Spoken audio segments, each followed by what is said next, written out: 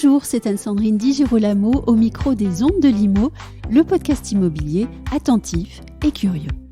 Les bâtiments anciens sont en France légion. Ils peuvent faire l'objet de travaux d'amélioration, d'extension, d'aménagement et ils constituent un marché important, tout comme une source possible de tracas de toute nature s'ils ne sont pas menés en observant strictement les règles et en prenant des précautions. Pour évoquer avec nous aujourd'hui ce qu'on appelle les travaux surexistants en copropriété, j'ai invité deux avocats. Sophie Capdeville, avocat privatiste en droit des affaires et en droit immobilier, et puis Gwenaël Le Fouler, avocat associé chez Le Temps Avocat et pratiquant le droit de l'urbanisme. Gwenaël Le Fouler, bonjour. Bonjour Anne-Sandrine. Sophie Capdeville, bonjour. Bonjour Anne-Sandrine. Alors, nous allons commencer avec vous, Gwenaël Le Fouler. Nous allons donc d'abord rappeler à nos auditeurs ce que sont les travaux surexistants. Parce que c'est important, je crois que c'est un terme un petit peu technique, et il est bon de dire qu'est-ce que c'est d'abord. Les travaux surexistants, c'est des travaux qui viennent se faire sur des bâtiments qui préexistent et sur lesquels on vient faire des modifications, des travaux neufs. Des travaux neufs. Quelle est l'idée derrière les textes législatifs qui régissent ces travaux surexistants ? C'est de rénover, c'est de mettre aux nouvelles normes, en réalité, d'avoir des bâtiments toujours plus performants et plus adaptés aux usages modernes, finalement, puisque la vie d'un bâtiment évolue avec la population et les besoins peuvent évoluer. Et il y a aussi des idées de réduction de l'artificialisation des sols, peut-être aussi de favoriser une densification. Absolument, c'est la favorisation de la densification aujourd'hui est au cœur des préoccupations des pouvoirs publics dans l'immobilier. Oui. Alors sur les travaux surexistants, c'est peut-être un petit peu moins le cas puisque le bâtiment existe déjà. Mais effectivement, s'il s'agit d'une extension d'un bâtiment qui existe sur un espace vert, un jardin par exemple, il peut y avoir des contraintes supplémentaires. Alors la question, pas forcément innocente, est-ce que l'idée est à la simplification pour les propriétaires ? Non, je ne crois pas que ce soit la simplification qui soit prééminente dans l'esprit du législateur. C'est plutôt d'arriver à avoir des normes qui sont plus performantes, mais ça crée des contraintes beaucoup plus importantes pour les propriétaires, puisqu'ils doivent se soumettre à une multiplication de normes. On a un empilement législatif aujourd'hui qui est dénoncé par de nombreuses personnes. Oui. C'est extrêmement compliqué et le recours à des professionnels devient de plus en plus nécessaire. Sophie Capdeville, les travaux surexistants constituent, si je ne me trompe pas, une part très importante des travaux qui sont réalisés en France dans le bâtiment, et c'est normal, puisqu'il y a beaucoup plus de rénovation que de construction. De façon pratique, quelles sont les situations les plus courantes ? Oui, alors tout à fait, pour rebondir sur ce que disait Gwenaël, en fait, ça représente pratiquement 60% des travaux aujourd'hui, donc c'est pas négligeable, et on peut citer par exemple dans les copropriétés, puisque c'est le thème des réaménagements de combles, oui. Des aménagements de combles. Oui, très à la mode à Paris. Voilà, pour en faire des habitations ou même de caves. Oui. On peut aussi citer, là on a les passoires thermiques, puisque maintenant les propriétaires qui vont vouloir augmenter leur loyer ou tout simplement même avoir la possibilité de louer, vont devoir mettre aux normes leurs appartements en faisant des travaux énergétiques et thermiques importants. Et vous êtes tous les deux avocats. Et si vous êtes présente aujourd'hui, c'est pour rappeler à nos auditeurs à quel point il est important d'être organisé pour prévenir les risques. Gwenaël Le Fouler, la réglementation des travaux et le régime des autorisations, il est divers, il est multiple et je dirais même il est changeant. C'est ce qu'on venait de dire il y a un moment avec vous. Oui, il change sans arrêt. Oui. Il change presque tous les ans. Et on a des modifications de la réglementation avec une extension du nombre de codes finalement qui interviennent. On a le code de l'urbanisme pour des travaux, ça paraît évident. Mais il ne faut pas oublier le code de l'environnement, le code de la construction et de l'habitation. Il faut faire attention au plan local d'urbanisme. C'est tous ces aspects-là doivent être pris en considération et on ne peut pas les deviner. C'est pas intuitif du tout. Et puis, il y a peut-être aussi autre chose. Il y a ce qu'on veut faire dans son appartement, et puis il y a ce qu'on peut faire, et puis il y a ce qu'on doit faire maintenant. Effectivement, et c'est quelque chose que je voulais souligner. Oui. On a l'impression quand on est chez soi qu'on peut faire ce qu'on veut. En réalité, on ne peut pas faire ce qu'on veut. Il y a des règles à respecter, des règles qu'on n'a pas décidées, qui sont issues de la volonté du législateur, mais qui peuvent être aussi en copropriété, issues de la volonté des copropriétaires, du règlement de copropriété. C'est pas parce qu'on est chez soi qu'on fait ce qu'on veut. Sophie Capdeville, il y a le droit, il y a aussi l'endroit, c'est-à-dire le lieu en lui-même. Et là, souvent, on a des surprises. On ne peut pas tout faire partout et il faut prendre des précautions.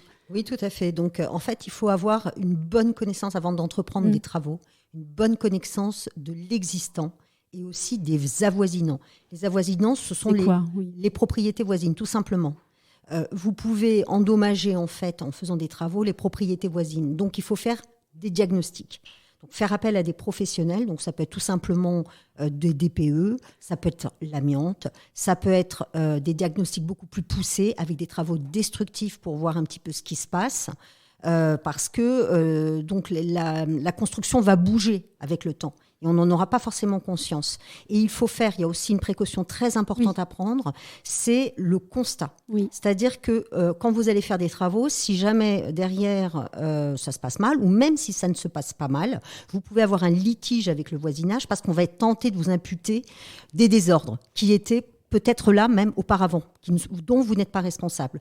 Donc il faut avoir un minimum de précautions. Donc ça va pour les travaux les plus importants au référé préventif, ou des constats d'huissier, ou tout simplement un constat contradictoire. Et ça, c'est important, puisque quand on commence ces travaux, on est tout content, et puis on se dit que tout le monde va être content, et ce n'est pas du tout la situation la plus courante. Non, ça peut provoquer beaucoup de problèmes. Oui. Et donc, il faut se prémunir, en fait. Il faut se prémunir, il ne faut pas partir bille en tête. Il faut vraiment être précautionneux par rapport à tout ce qui entoure, puisque c'est vraiment ça le thème, c'est les travaux sur existants. Donc, il y a un existant. Et quel est-il, cet existant ? Gwenaëlle Le Foulard, j'aimerais qu'on revienne sur les autorisations, si vous le voulez bien, parce qu'il y en a beaucoup. Et surtout, ces autorisations, et ça c'est un phénomène très important, elles sont à coupler et à recouper avec d'autres réglementations, des réglementations connexes. Exactement. Alors, on a...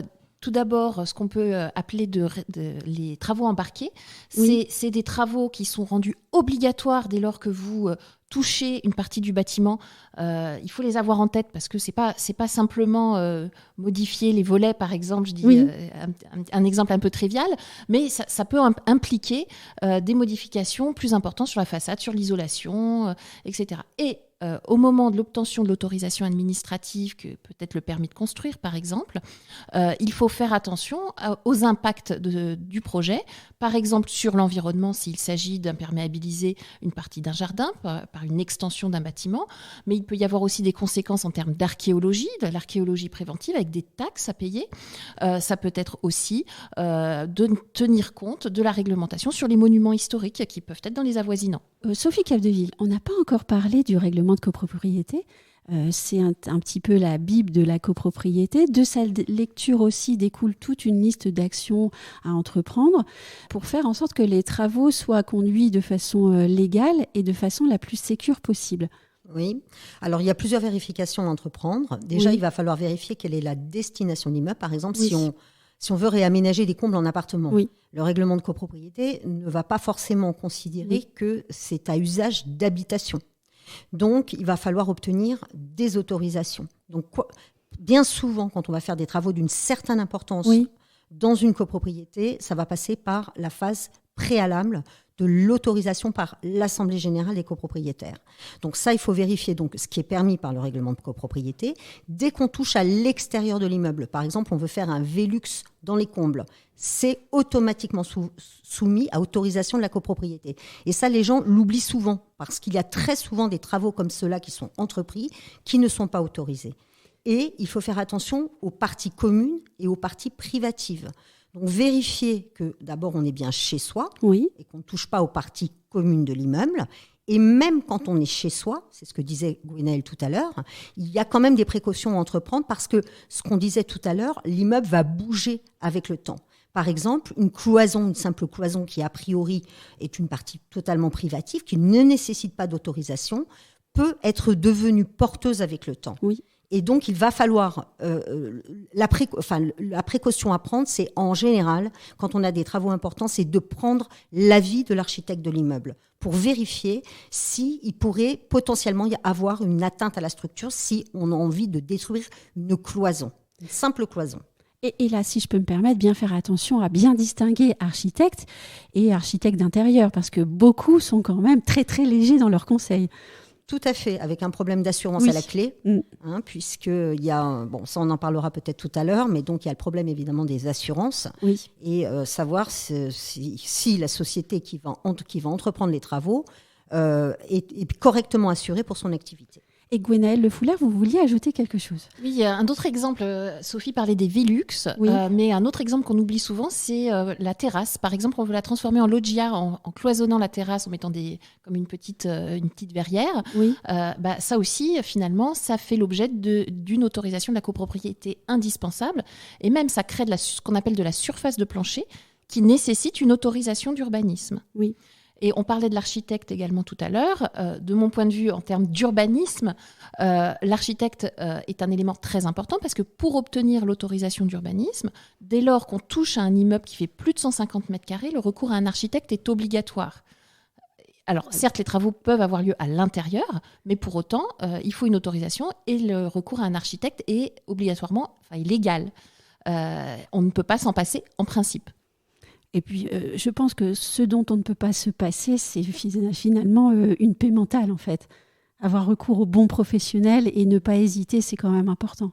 Oui, mais il y a la question du portefeuille qui joue. Et parfois, en pensant faire des économies, on ne recourt pas aux bons professionnels et ça peut causer de gros problèmes à titre personnel pour la solidité de son bien, mais également au regard de la copropriété tout entière, au regard de tous les autres copropriétaires. Et nous parlerons dans un épisode suivant des contentieux. Mais pour le moment, on va passer au dernier point, c'est les assurances. Et là aussi, pas de légèreté, pas de bêtises, car les conséquences peuvent être très graves. Alors, de quelles assurances on parle? Alors, ça va dépendre du type de travaux, évidemment. Donc oui, dès qu'on parle de travaux d'une certaine importance, il va falloir déjà que le propriétaire songe à souscrire une assurance dommage-ouvrage. C'est important parce que lorsqu'il va vouloir revendre le bien, il va pouvoir être poursuivi pendant 10 ans si des désordres apparaissent dans le délai de la garantie, pendant 10 ans à titre personnel s'il n'a pas souscrit ses travaux. Donc ça, c'est un enjeu majeur et ça peut aussi lui poser des problèmes pour revendre son bien. Donc ça, c'est la première chose. Ensuite, on risque d'être aussi on est souvent dans le cadre d'assurance décennale. Et là, pour les entreprises, la sanction est pénale. Et ensuite, il faut être correctement assuré pour de manière à ce qu'il y ait un problème, on puisse effectivement avoir des recours. Alors que les travaux surexistants, quand les travaux sont dissociables de l'existant, il faut savoir que l'assurance est facultative. Donc, il faut bien vérifier que les entreprises sont correctement assurées pour leur activité, bien faire des vérifications et leur demander éventuellement de s'assurer pour ces travaux dissociables de l'existant, des constructions existantes anciennes, car les travaux nouveaux peuvent affecter les constructions anciennes. Et il y a de nombreux litiges sur le sujet. Et vous êtes tous les deux avocats. Quel pourrait être votre rôle justement dans l'accompagnement d'un projet de travaux de cette nature ? Alors de mon côté, moi j'interviens en droit de l'urbanisme, donc mon rôle c'est d'accompagner éventuellement l'architecte dans la conception de son dossier de demande d'autorisation d'urbanisme, l'architecte également le propriétaire, déterminer quelle est la bonne autorisation à solliciter, vérifier que le dossier est bien complet, que toutes les informations y figure, et puis relire la réglementation applicable pour voir si effectivement le projet qui est envisagé est bien conforme aux règles qui doivent être respectées. Mais je me dis, je suis copropriétaire, j'ai déjà fait l'effort de prendre un architecte, même si parfois il est obligatoire, mais souvent on préfère l'oublier. Et en plus, maintenant, vous me dites que c'est mieux encore de prendre un avocat pour relire le projet de l'architecte. C'est mieux quand on est dans un sujet complexe. Oui. Effectivement, l'architecte sait lire le PLU, sauf que le PLU est parfois très mal rédigé. Et on a besoin d'avoir un éclairage juridique sur certains termes et un éclairage au regard de la jurisprudence existante. Et ça, l'architecte ne l'a pas forcément. Et Sophie Capdeville, vous vouliez ajouter quelque chose ? Alors, à mon niveau, donc moi je suis privatiste. Oui. Moi, je peux aider, d'ailleurs j'aide régulièrement des copropriétaires déjà obtenir une autorisation de l'Assemblée générale, parce que ça n'est pas évident. Non. Il y a une manière pour rédiger, pour présenter les travaux en Assemblée générale, et on peut vous les refuser tout simplement parce que votre demande est mal rédigée, et ça ne fournit pas suffisamment d'informations à la copropriété pour savoir ce qui doit ou non être autorisé. Et ce, au-delà des actions de lobbying auprès de ses voisins et auprès de ses copropriétaires. Exactement, ça peut être utile aussi. On peut avoir des conseils, on a quand même une petite expérience aussi sur le sujet, donc on peut aider les copropriétaires dans leur démarche vis-à-vis de vis-à-vis des autres copropriétaires. Et puis il y a aussi une analyse des contrats justement pour vérifier que les entreprises qui vont intervenir sur le chantier sont correctement assurées. On peut leur donner toutes sortes de conseils en fait pour bien baliser la réalisation du chantier en amont, pendant l'exécution et effectivement s'il y a une difficulté donc dans le cadre d'un contentieux. Et pour des travaux beaucoup plus importants, il y a aussi le référé préventif. Donc là, il y a un recours à l'avocat obligatoire pour solliciter donc en amont la désignation d'un expert judiciaire pour suivre les travaux, pour vérifier que tout se passe bien sous l'égide d'un expert judiciaire. J'ai une dernière petite question un peu originale, j'espère que vous me la pardonnerez. Je suis un copropriétaire qui ne sait pas très bien entretenir ses relations avec les autres copropriétaires et il veut faire des travaux. Est-ce que c'est une bonne idée d'envoyer son avocat faire le travail ? Non, il faut rester. Non, l'avocat ne peut pas tout faire. Oui. L'avocat est, j'allais dire, il est en background. Il se met pas en avant. Oui. C'est au copropriétaire en fait de gérer ses relations avec la copropriété. Ça n'est pas le rôle de l'avocat, ou alors de manière tout à fait exceptionnelle. On est là pour conseiller, on n'est pas là pour faire à la place des gens. Merci Sophie Capdeville et Gwenaëlle Fuller. Nous allons poursuivre cette discussion sur les travaux surexistants dans un épisode suivant. Il va concerner cette fois-ci les contentieux et là encore, on aura beaucoup de choses à dire. Merci à vous deux. Merci. Merci.